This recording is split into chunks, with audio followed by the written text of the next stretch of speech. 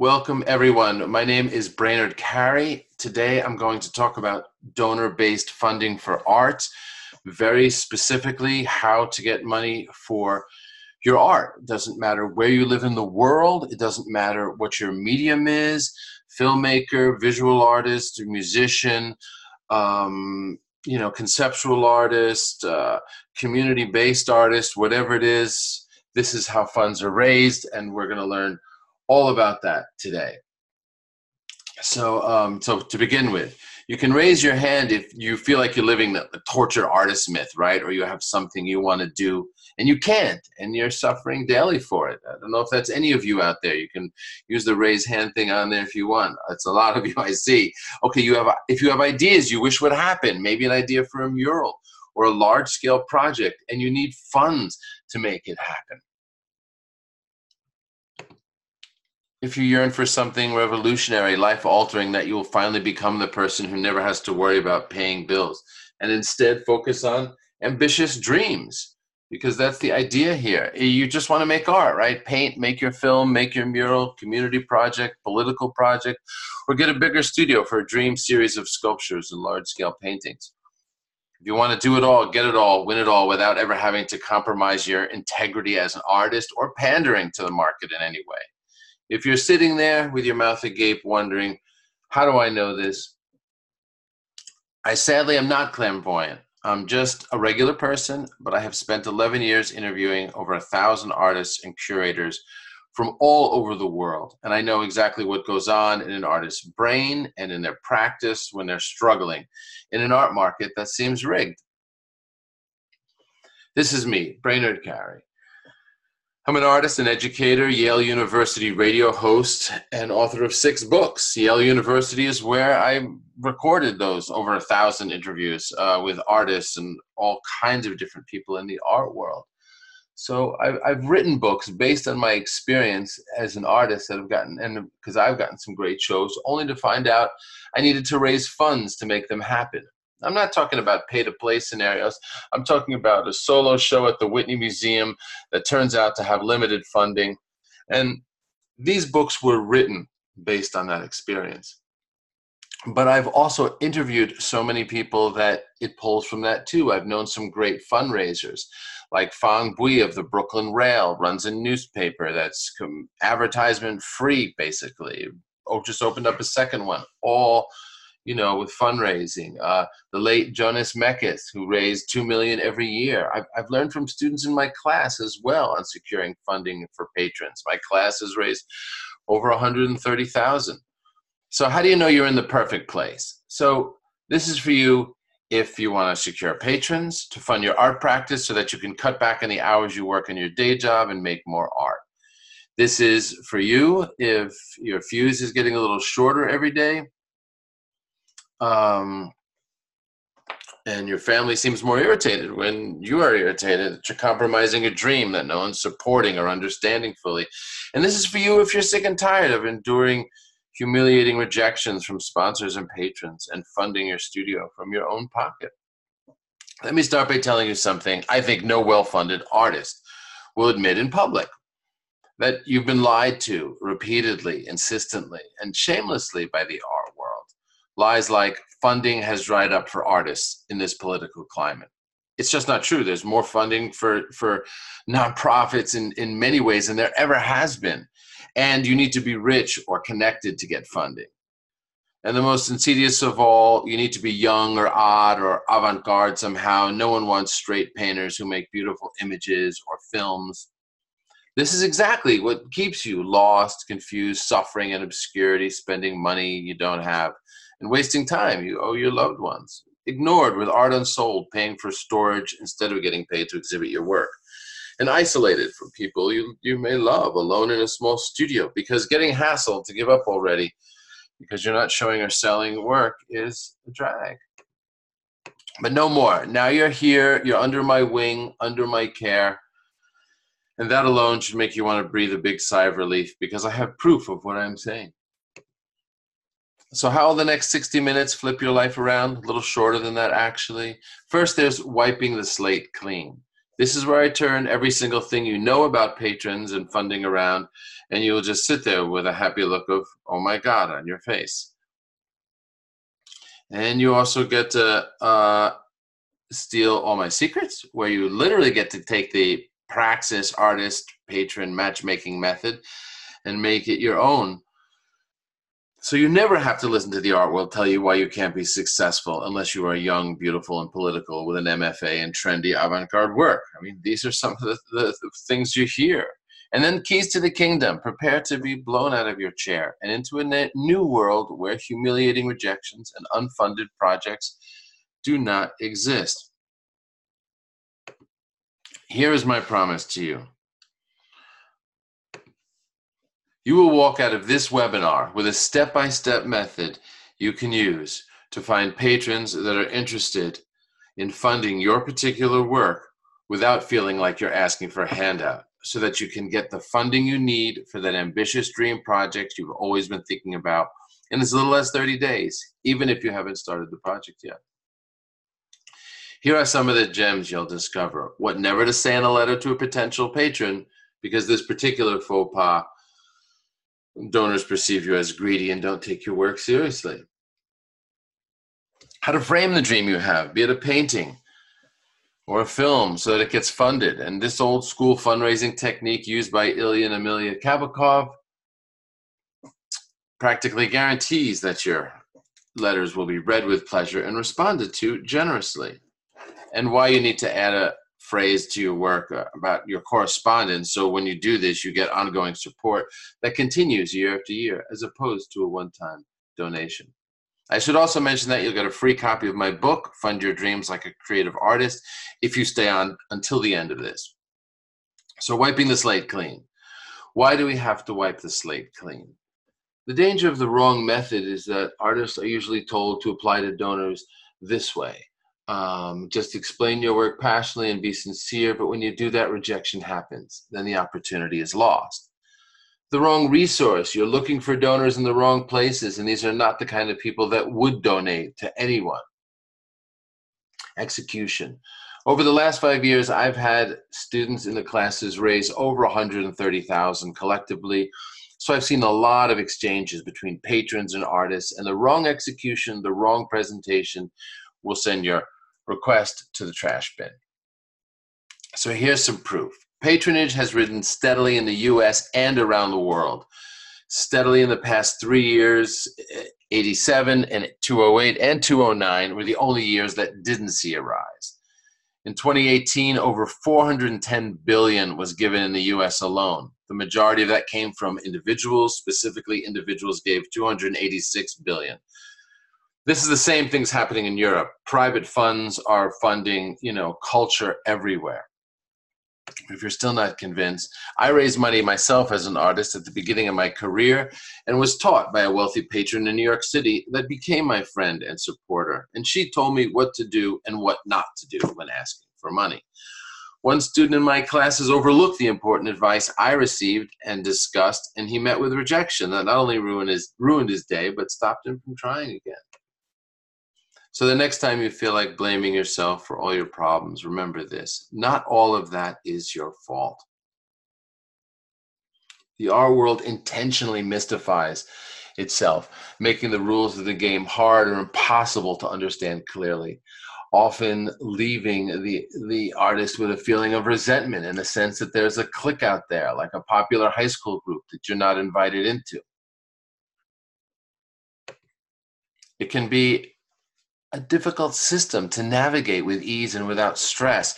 Today, we'll remove the stress and the difficulty and create a plan that will allow you to move into this world of patronage effortlessly. Here we go. You will learn my secrets for securing patrons and funding. I have developed a system I call the Praxis Artist Patron Matchmaking Method, which will show you how to find patrons that are interested in funding your particular work without feeling like you're asking for a handout, so that you can get the funding you need for that ambitious dream project you've always been thinking about in as little as 30 days, even if you haven't started the project yet. So I've been doing this for over 10 years, and besides interviewing over 1,000 artists and curators, I've also befriended major fundraisers, as I was saying, like Fang Bui of the Brooklyn Rail, who publishes a magazine in one city and does not rely on advertising or sales at all. And people, as I was mentioning, like the late Jonas Mekas, who raises $2 million a year to fund his own avant-garde theater and archive. I've talked with development directors at major museums like the Whitney and asked about their techniques. I have met with independent fundraisers as well, asked about their methods and organizations that do nothing but fundraise, and other institutions. That is, they do what's called donor prospecting. I will tell you all of this, but I am explaining how I developed this method throughout the years and experience in applying these ideas.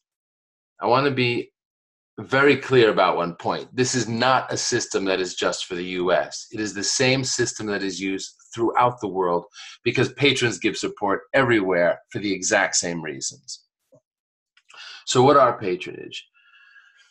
Patronage is the support and encouragement, privilege, or financial aid that an organization or individual bestows to another. In the history of art, arts patronage refers to the support that kings, popes, and the wealthy have provided to artists such as musicians, painters, and sculptors. And why do they give it all? You know, patronage is hard to understand if you're not a patron yourself or actively seeking one. Patrons give because they have more money than they need, and they want to see the arts flourish, simply. In some countries, they also get a tax break for donations, but patrons give to learn more about the arts and be part of something exciting. They could give to other things, but they choose the arts.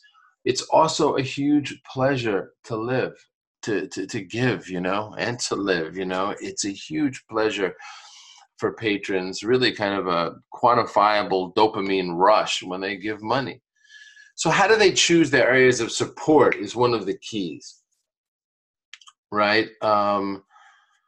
Patrons are all individuals with different tastes, like anyone, and they choose what to give to by recognizing what they love most. As individuals, they have a history of giving, and it is as unique as every person. Tastes vary, and so does preference and for a particular medium, just as people collect different kinds of art. They are patrons to different kinds of art. As individuals, they have a history of giving, and it is as unique as every person.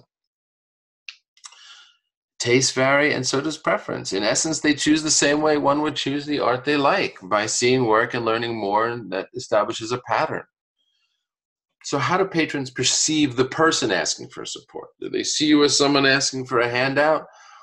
They perceive the artist as very special and unique individual who has the potential to make our lives better. I mean, it's true, right? They're not artists themselves, so they see you as someone who's putting something beautiful into the world. And by making our lives better, I mean, they see that through your art, your mission, ideas, or just images or stories they tell makes the world a better place. Artists literally make the culture we're in and are seen as the forward-thinking culture makers that you rightly are.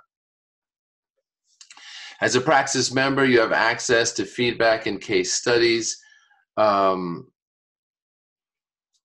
students who have received funding. Here's one. Greetings all for just, this is from the group, for all the new peeps, because I want you to see what students do too, so it's not just me. I've been in the group for a few months now. I sent out my first round of letters maybe 3 months ago, and I'm finally closing down on round 1 of fundraising.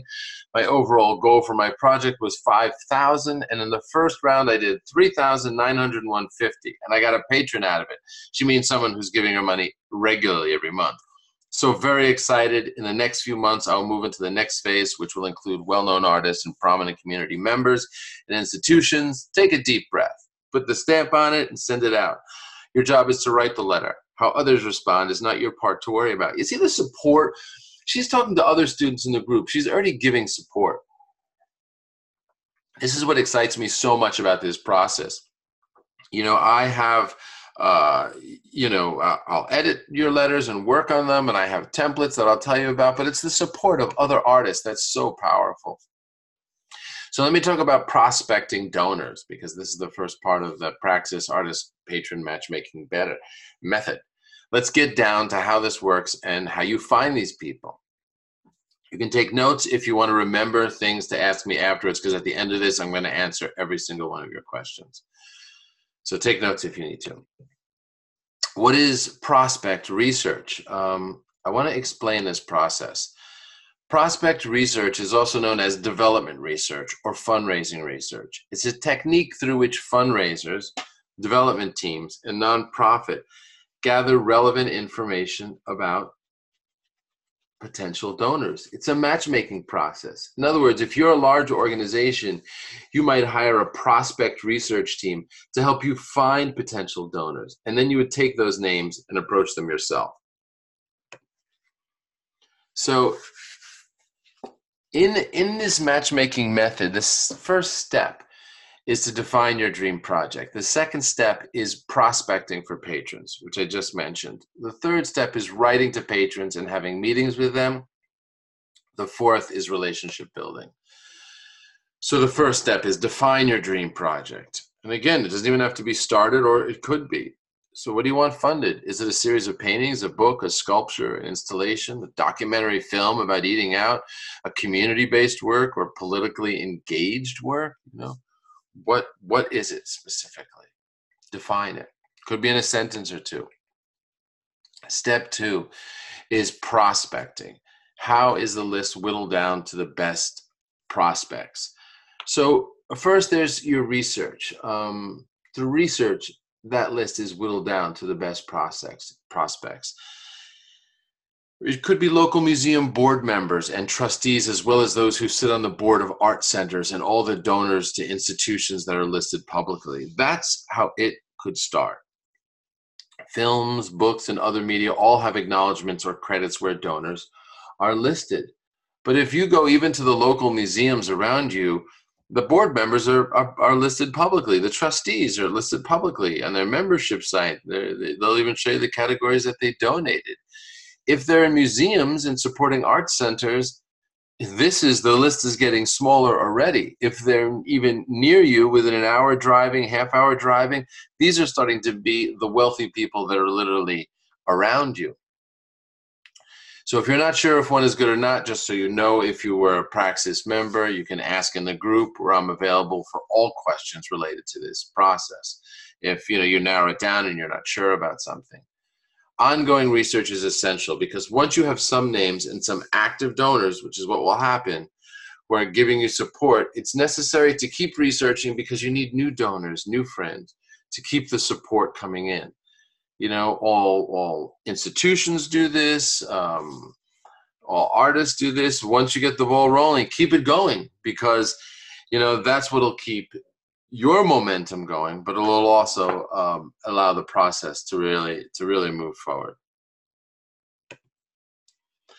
As a Praxis member, there's a help desk. You get support for this process. The support group itself, which is other artists like you doing this, it's a hard thing to do for some people, fundraising. It can be emotionally draining. So a support group's important to help you continue with this process. And the students who have raised money, like the one you just read, they tend to be very generous because it's an exciting process when it works. You heard, she's like, take a deep breath, put a stamp on it. You'll see more of that in here. You'll also get feedback on your decisions and donor lists. For example, I'm trying to reach the head of a corporation and not getting through. His secretary keeps answering the phone. Maybe I should reach out to someone else. We'll help you with that. So how to approach a patron. Let's talk about steps 3 and 4 now in this master plan of getting support for your work. The next steps are writing to patrons and having meetings with patrons. What do you say to patrons in a letter, right? This is crucial. You explain your ideas, needs, or project. If you want a donation by email or regular mail, which a majority of students do, or you can ask for a meeting where you can talk to them one-on-one. Most of the people in Praxis Center, some of them are meeting with people and doing extremely well. You tend to do very well when you meet with people. Most of them are sending emails or regular mail. So how do you frame your request, right? How do you frame the dream you have, be it a painting or a film, so that it gets funded? How do you do that? Ilya and Amelia Kabakov are an artist couple that make installations and other work in many mediums all over the world. And they use a straightforward technique, asking at the right moment or in a letter, have you ever thought of investing in a dream? That's their line. Have you ever thought of investing in a dream? Many artists use something similar, and it can be done in a letter or even more effectively in your studio. You know, when you're asking for money by email, it's coming to you through PayPal or a variety of methods, which I'll explain to you how to set up. But it could also happen to you in person with a check, or they can send you a check. Um, so when they're in your studio and you say, "Have you ever thought of investing in a dream?" You have to pause and wait, and their response will be, "No, I haven't heard of that. How does that work?" Christo and the late John Claude, who I know both of them knew her. They've they ask in a slightly different way. They say, "Would you like to own a share in this project?" Their next environmental project. Would you like to own a share? You have to remember, people who are donors, who are patrons, they're in the world of finance. They invest. They have stocks. They have, and you're not investing in a dream when the Kabakovs are talking about it the way those people are thinking. And Christo isn't really giving a share. He's selling a drawing, but it's using their language, and it helps to bring them in because it's a kind of poetic use even of language for patrons, talking about shares and investing in a dream, and it piques their interest. So as a Praxis Center member, you'll get the patrons course with your membership, and you'll also get templates to begin writing your letter. Just fill in the places where your work is explained. You'll see other student letters that are successful. You'll also get letters edited by me from first draft to your last.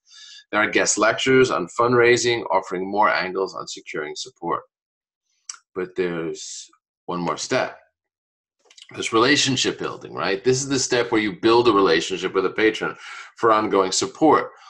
The biggest complaint from patrons is that you're treated like an ATM machine instead of the interested person they are in your art. A relationship means you see them, you write to them, and perhaps have lunch with them on a regular basis. That's what makes them not feel like an ATM machine. That's kind of the social faux pas that you could make, because they want to support you, they want to support your work, but they also want to be seen as someone more than just a check writer, someone who hands out money. They want to be seen as a human being who's curious and vulnerable and is interested in learning about art. So that means go to meet them at a gallery every now and then with a friend. Show them, have a lunch with them at a museum that's nearby you, and talk about a show together. They're also shy. We're all shy, but to meet someone, an artist, and to hear more about what they think about art. I mean, I think that's the safest and easiest way. You could meet at a museum and talk to them, or you could have lunch somewhere and you could bring a friend and talk. They could bring a friend. But they're interested in who you are as an artist. So don't avoid building that. There's no strings attached in this process. There's nothing they want from you. But it's very important to treat them like any friendship you want to keep. Take an interest in what they're doing. Ask them questions. Again, go to lunch, gallery shows. They want to learn about the arts, period. So mistakes to avoid. In a letter or a meeting, it's best to avoid detailing desperate situations, like you're about to be evicted from your home or studio, or you have a very serious illness that's threatening your health, because that makes the potential patron uncomfortable only because he or she wants to support your dream. And if you say you're so desperate and on the edge, they're afraid that the money they may not go to your dream, but to desperate attempts to get yourself solvent, like just paying the rent. Not that the money can't go to that, but they don't want to take on that burden. They want to help you achieve your dream, not just keep floating. Other mistakes is when writing to patrons or talking to them, you must research them and take an interest in who they are. It's easy to see with a Google search where they have donated and their main interests. It's as simple as doing a search to see what they have been up to. Address those interests in a letter and address those interests in a personal meeting. If you do not address this, you may get a donation once, but ongoing support will be very difficult to get.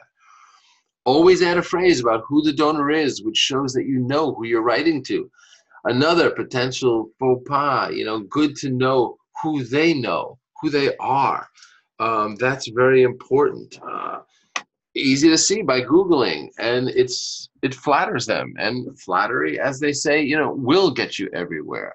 Again, patrons don't want to feel like an ATM machine. They want to feel like a human being that people are also interested in, beyond the fact that they write checks.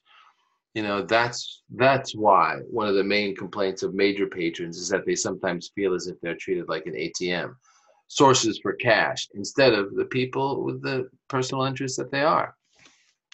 So as a Praxis member in Praxis Center, you'll have my attention to this very issue so that you will not make these mistakes and will continue to succeed in this process.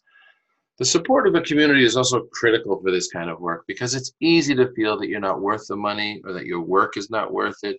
And it takes encouragement and support to help you get over it. That is what membership provides. Now, corporate sponsorship, which I also want to talk about. I've had Apple Computers giving me over $20,000 in equipment for an exhibition, and Bose Sound gave me another $15,000. How did I get that? By calling until I reached someone who is either in marketing, or what I learned is often the person or team behind buzz marketing or product placement. There was no direct number. I had to call several times. I had to be very diligent, and just keep calling.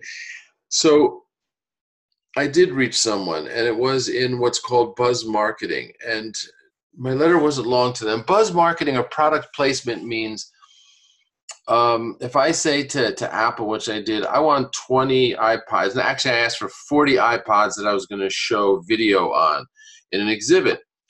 And I asked if they would loan me those iPods. And they said they would give me those iPods. And I said, I'm going to list you as a sponsor. And they said, no, don't list us as a sponsor. We don't want that kind of publicity. We just want the product shown.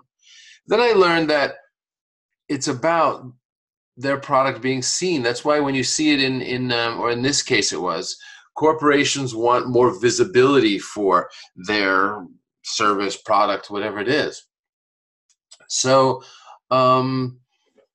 if you ask for something, like I did ask Apple then for a computer to edit this film and all these hard drives, and they said, no, we're not interested. It's because it wasn't being shown anywhere. They want it in the public realm somehow. So my letter wasn't long. I simply asked for the equipment and our cash I needed. Once I got one, Apple, it seemed that was not only gave me more confidence, but it was easy to get another one. Okay, fiscal sponsorship.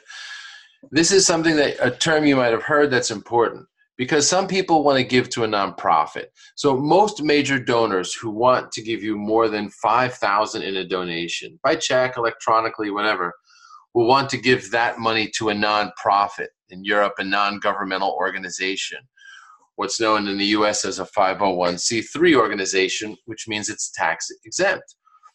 You can raise hundreds of thousands in smaller donations, no question about it, but one-time donations of larger amounts usually requires a nonprofit entity to go through. But don't worry, there's a way around that. It's called fiscal sponsorship, and there's an organization called Fractured Atlas that does that. So Fractured Atlas is, there are many places like Fractured Atlas all over the world, and their work is simple. If patrons want to write a check to you and get a full tax deduction, they write the check to Fractured Atlas, who writes you a check for the same amount minus a 7% fee. So Fractured Atlas takes 7% for managing the issue. So I hope that's clear. What that means is, this is the method. A patron needs a full tax deduction. He wants to write you a check, or she wants to write you a check, and you can use Fractured Atlas to handle it. The patron writes the check to Fractured Atlas. There's an application process there, but it's easy. Fractured Atlas receives the check as a nonprofit, gives them a full tax deduction. Then Fractured Atlas deducts 7% from that check and writes you a check for the amount minus the 7%. There's a lot of places like Fractured Atlas. They're all above board. They are essentially taking the money for you. What it looks like on the books to them is Fractured Atlas is helping artists, achieve different projects. That's how it works. To use Fractured Atlas, you must become a member of their organization for $10 a month. It has nothing to do with me. As a member of Praxis Center, though, you will get the first 6 months of that membership free. You could also use another one. Also, I'll help you with the process of how to use them to your best advantage, which means setting up your donor page with them. So let's see, to move on, because we're getting there.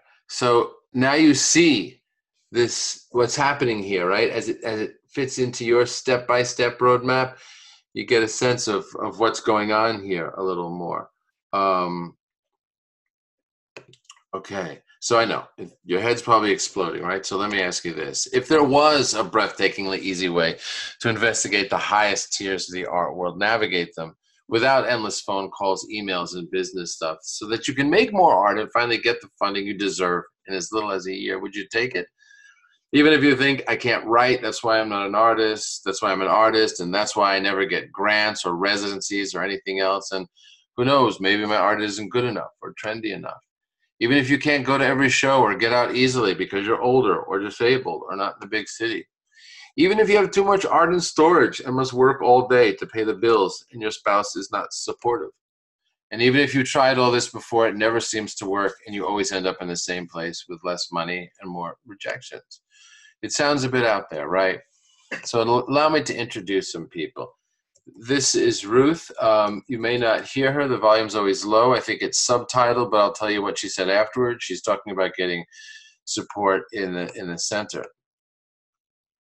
Hi, my name is Ruth Chase, and I'm a visual artist. I have been in Praxis for 2 years, and what I have gotten out of it is mostly the community. I mean, I live in a small town, and a lot of my work really isn't relatable to where I live. So the community of artists has been phenomenal. Many people doing what I'm doing, and many more people doing far more than what I'm doing. So I learn a lot from them. But also from the workshops that Brainerd has, as well as the professionals that come in to teach these workshops. It's really kept me on top of the latest information about how to get into museums and grant writing and on and on and on. Anyhow, thank you, Brainerd. I love Praxis, and thank you for starting it. So I don't know if you heard all that. I know the volume's a little low. I apologize for that. But here's, Ruth, was essentially saying that the support of the center, the experts that come in there and give talks, was enormously valuable for her. Here's also Barry Wingard, Canadian. I want to thank everyone for their encouragement over the past month. This is in the private group. I finally got the nerve up Friday to send out by snail mail my letters, and they landed in mailboxes today. I got my first $1,600 promised over the phone tonight. Yippee! Brainerd Carey was so right. I was thanked repeatedly for allowing my work to be sponsored. Talk about being excited. Wow. I did my email campaign last night, and very early this morning, I got my first response back. I have had emails, texts, and phone calls all day asking questions. I don't know where all this is going, but it's a fun ride so far.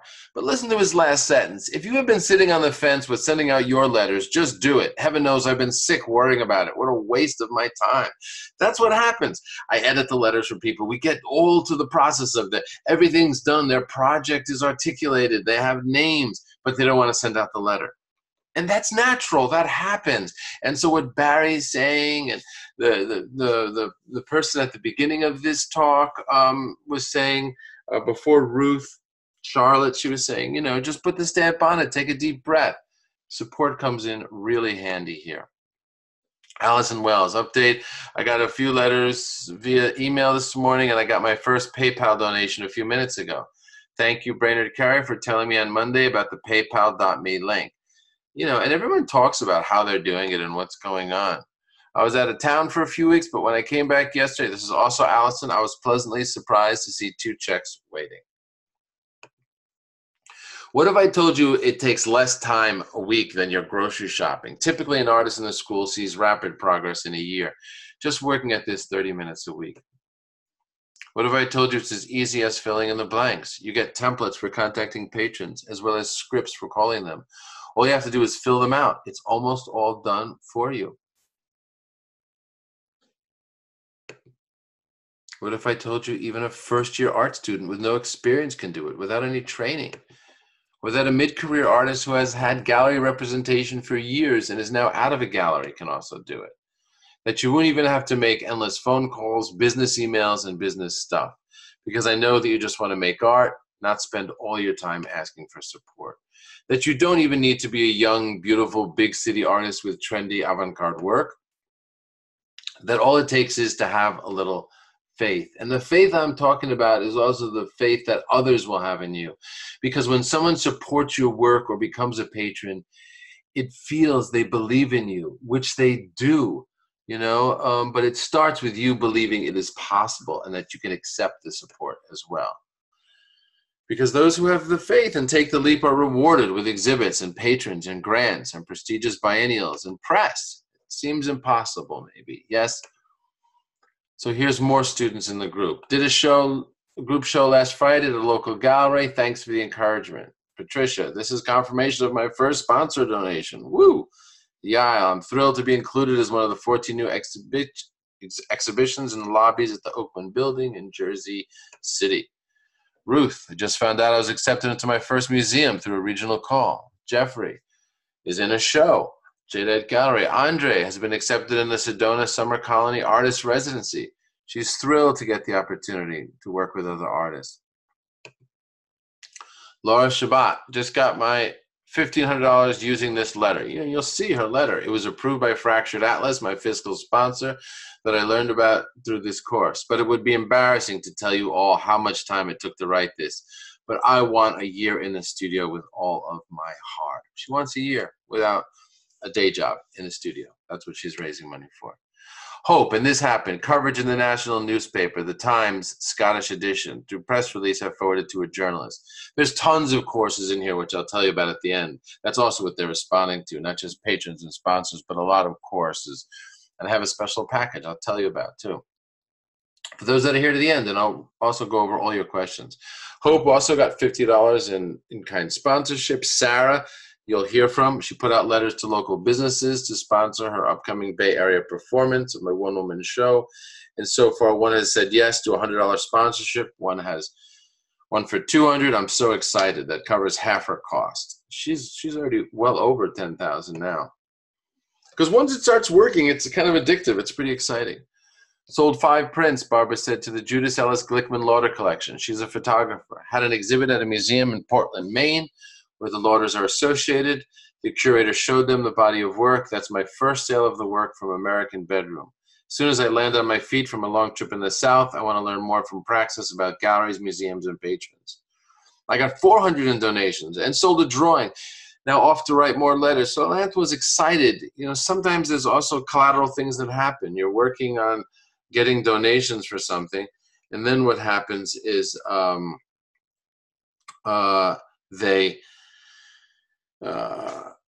other things happen. You sell something else. So that's part of it, because they're interested in who you are. So if you want to wake up from an email from a patron with a donation and start your day by making art instead of business stuff on social media, because a check for that $10,000 grant just came through in the mail, or that patron donation covered most of the expenses, or you want to have lunch with a patron and a collector friend of his who wants to purchase multiple pieces, right? Because these are possibilities. You want to go to bed satisfied, gratified, feeling like a rising star who's finally getting the recognition she deserves, and go through your week with more time in the studio and less resentment at the art market, because other people are believing in you now and proving it by buying your work or being a patron. You could look at your calendar and see a winter residency in Berlin, then an exhibit there, and off to see the Venice Biennial and a few other major art biennials around the globe, and a summer residency in Italy or Holland, all funded in full by your sponsors. Your calendar for the year says, this artist has made it. I want that for you right here, right now. It's what's happening in the courses. So let me introduce Praxis Center membership, the VIP edition, which is very limited in when it goes out, and I'm going to tell you what I have in here for you that's pretty special. And at the end of this, I'm going to answer every single one of your questions. So the course just shows you how the art world really works. You can get more exhibits, more recognition, more patrons, and more sales this year. It helps you get into prestigious gallery shows and museums and biennials, and finally get the kind of international recognition and raving reviews that actually lead to sales.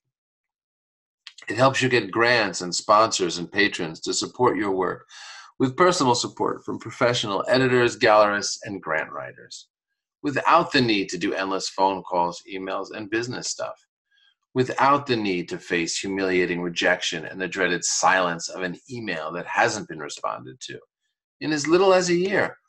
Even if your work isn't trendy or avant-garde, it's really not necessary. That's not what gets funding.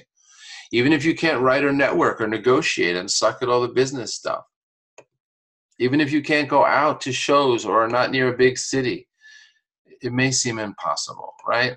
So allow me to introduce Barry. Remember him? He raised $1,600. Today has been a whirlwind type of day. I have lots I want to share with all of you, but the details are not finalized yet. But I will tell you, my project was completely funded by one patron today, all $17,600.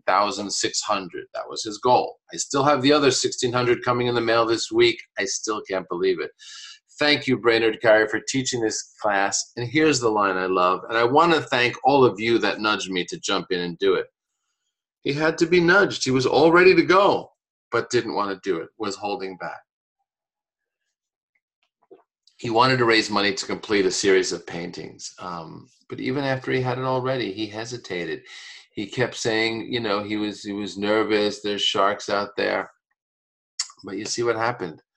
Then there's Sarah Kennedy. I put out letters to local businesses to sponsor my upcoming Bay Area performance of my one-woman show. And so far, one has said yes to $100, one for $200. I'm so excited this is working. It covers half my production cost. She asked about collecting the money and more. She did very well. Here she is talking about it. I'll talk about what she says if you can hear her, because I know the volume is low. Hey there, I'm Sarah Kennedy. I'm a student at the Praxis Center with Brainard Carey. I took the course, the Patrons and Sponsors course, and I just want to say it's been a total game changer for me as an artist. I went from feeling like it was annoying if I tried to ask for money for my art to feeling really confident and comfortable asking for money. It's been a total mind shift for me. And so far, using the methods that I learned on the Patrons and Sponsors class, I raised almost $7,000 for my one-woman show, and I feel like I'm just at the beginning. I feel really confident that I can raise more money, and being a part of the community has been so helpful. Getting help from Brainard, learning all of his methods. I highly recommend it if you're an artist. So that's Sarah. She's talking about the money she raised, thousands of dollars, and how supported she was and how it was kind of a game changer being in the course. Rose was offered a major solo, this is from her, solo show at a college, completely out of the blue, because the curator found my work online. Today I got an email from the producer of Maryland Public Television's artwork series, and they want to feature my work. I know it's local, but I watched that show. And if you're into art, it's kind of a big deal here. After I got done freaking out, I realized that all of this is happening after I updated my bio and artist statement. With help from Brainard Carey and Cheryl McGinnis, it cannot be a coincidence. I took my work to the next level as of September when I started doing landscapes. And this was like my 8th attempt at getting the artist statement right. But all of this processing of who I am as an artist helped me make my authenticity shine through and be something that people really wanted was done as a result of this group. I have been a member for almost a year. All I can say is keep going, keep upping your game, making authentic, truly original work.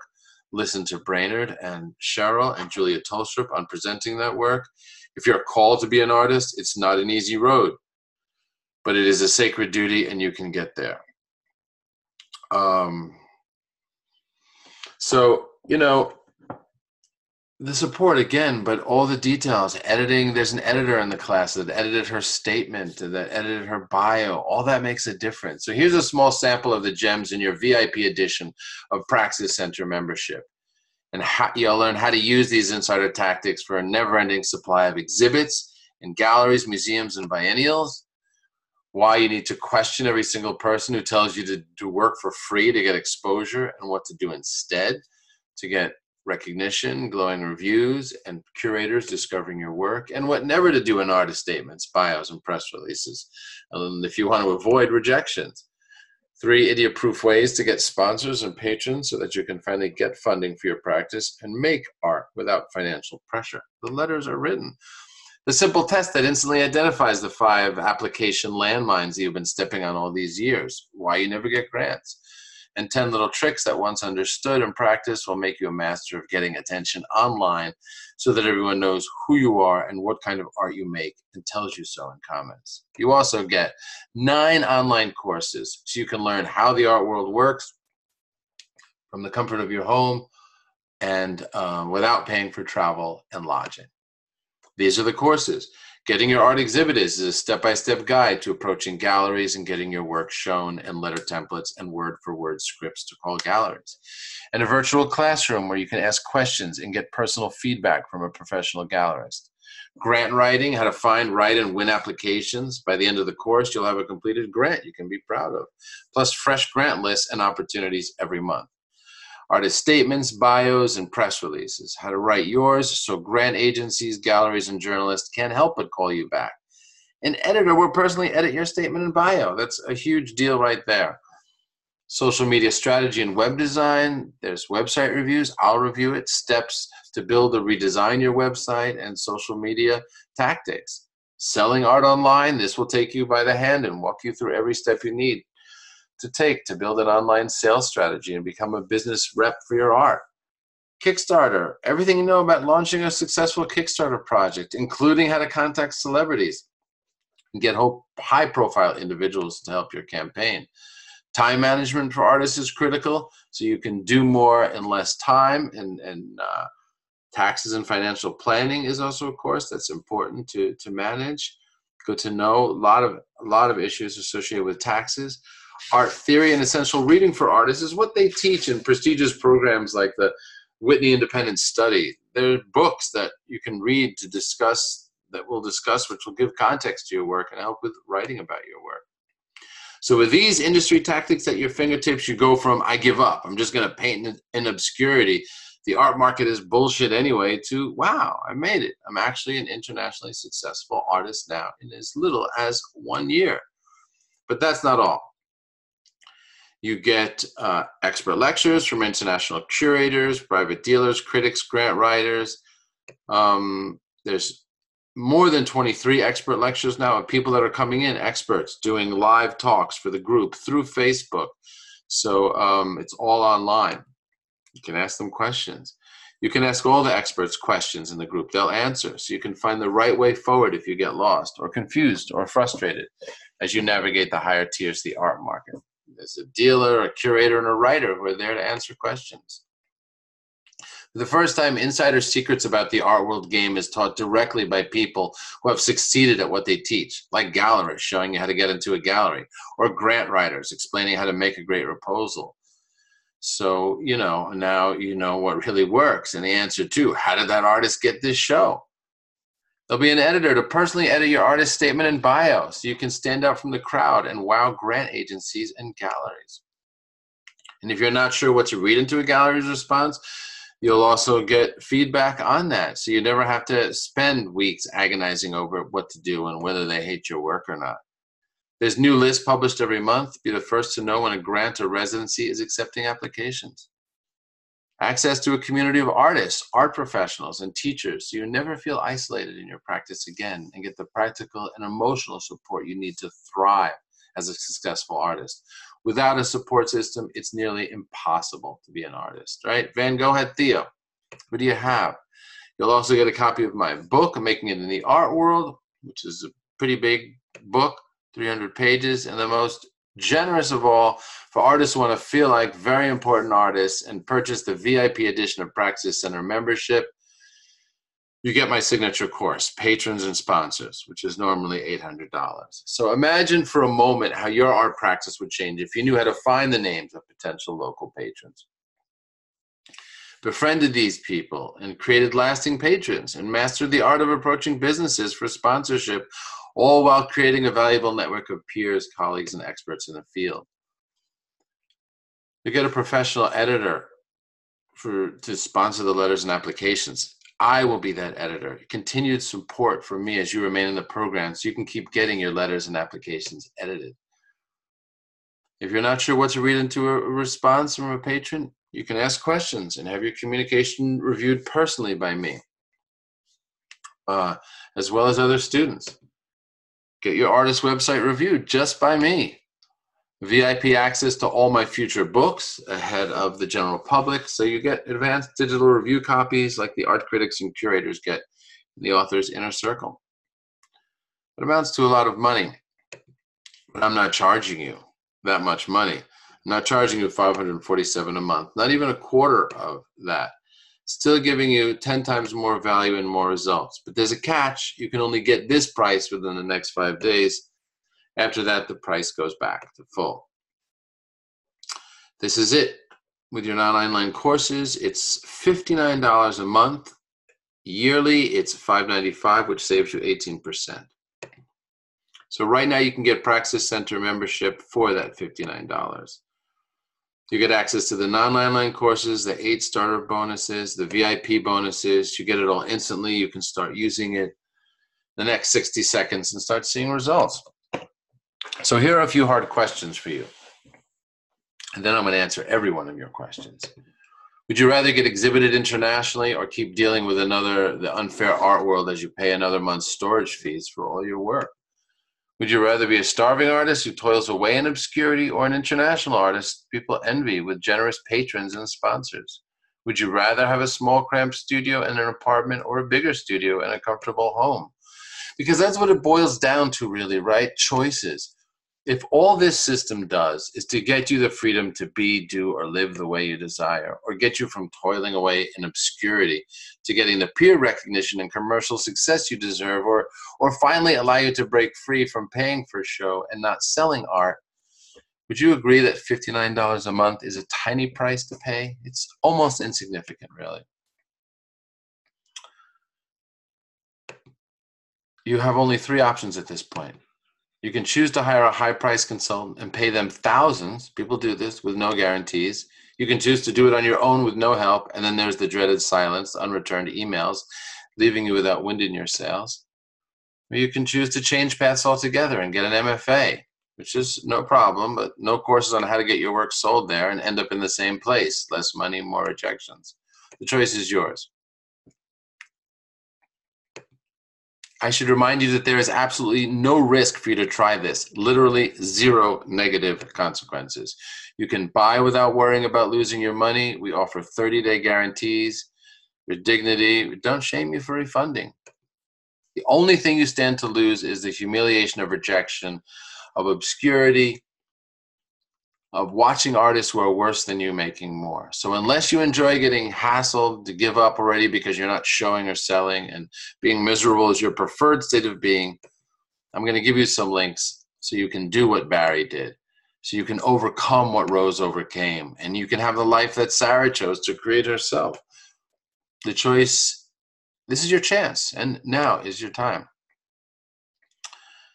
Okay, I'm going to give you guys links. There is a limited amount of what's here. So for those of you who want it,